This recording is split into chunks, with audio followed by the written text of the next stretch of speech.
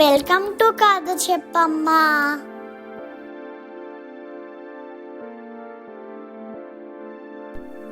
మిత్రులతో కలిసి ఆడుకుంటున్న సిరి అనే పిచ్చుకకు ఒక ధాన్యం గింజ దొరికింది.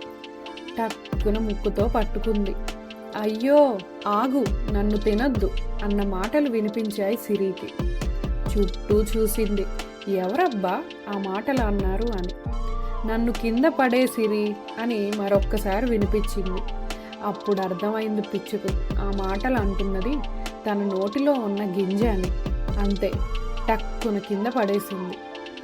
ఎందుకు తినకుండా ఆపావు? నాకు చాలా ఆకలిగా ఉంది అంది సిరి. నాకు ఎప్పటి నుండో ఒక కోరిక ఉంది, అది తీరకుండా నువ్వు నన్ను తినేస్తే ఎలా అంది గింజ. నీ కోరికతో నాకు పని లేదు, నాకు ఆకలేస్తుంది అంటూ మళ్ళా గింజను తినడానికి సిద్ధమైంది సిరి. సిరి, నువ్వు నన్ను తింటే నీ ఆకలి తీరిపోతుందా?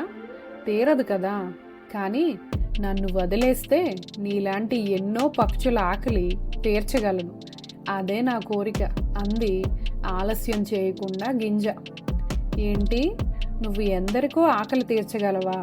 అదెలా సాధ్యం అనుకుంటూనే, సరే 10 మందికి మేలు చేయాలనే నీ కోరిక నాకు నచ్చింది, నిన్ను తిననులే అని ఎగిరిపోవడానికి సిద్ధమైంది సిరి.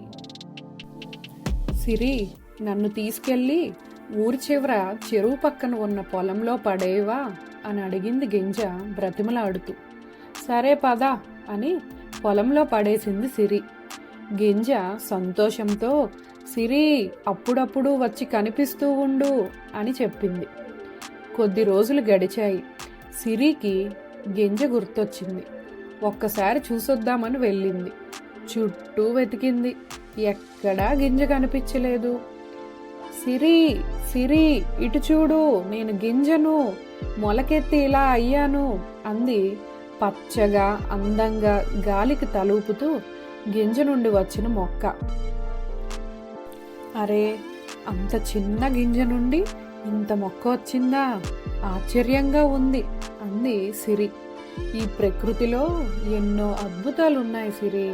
నీ నేస్తాలు గూడు కట్టుకుని నివసిస్తారే మర్రి చెట్టు, దాని విత్తనం అయితే నాకన్నా చిన్నగా ఉంటుంది తెలుసా చెప్పింది మొక్క.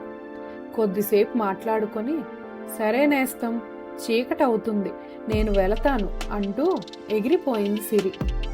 కొన్నాళ్ళు పోయాక తన స్నేహితుల గుంపుతో మొక్కను చూడడానికి వచ్చింది సిరి. బరువైన ధాన్యపు కంకులతో నిండుగా అందంగా ఉన్న మొక్కను చూసి ఎంతో సంతోషించింది సిరి.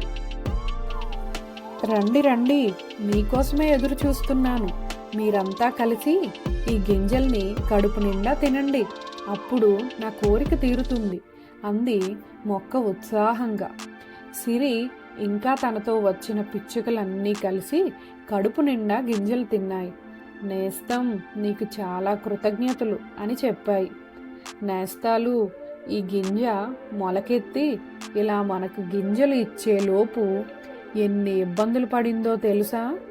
ఒకసారి మేకలు ఆవులు వచ్చాయి, తినేస్తాయేమో అని భయపడ్డాము. కొన్నాళ్ళు వర్షాలు లేక పాపం ఎండిపోయి మళ్ళీ బ్రతికింది. ఒకసారి అయితే ఏదో తెగులు వచ్చి చాలా ఇబ్బంది పడింది. చివరికి ఇలా గింజలు ఇవ్వగలిగింది, మనందరికీ కడుపు నింపింది అని చెప్పింది సిరి వివరంగా తన స్నేహితులకు. మనం కూడా ఈ మొక్కలాగే అందరికీ ఉపయోగపడే పని ఏదైనా చేద్దామా అంది చిన్న పిచ్చుక. సరే సరే అన్నాయి పిచ్చుకలన్నీ. కానీ ఏం చేద్దాం అంటూ ఆలోచనలో పడ్డాయి.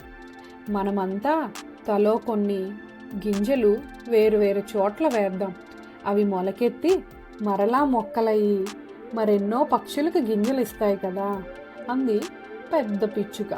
నిజమే, చాలా మంచి ఆలోచన, అలా చేద్దాం అని మొక్కకు వీడ్కోలు చెప్పి ముక్కు నిండా గింజలు పట్టుకొని ఎగిరిపోయాయి పిచ్చుకలన్నీ.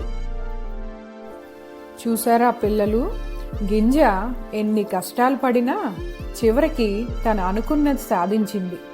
ఇతరులకు సాయపడటంలో ఆనందాన్ని పొందింది. Thanks for watching.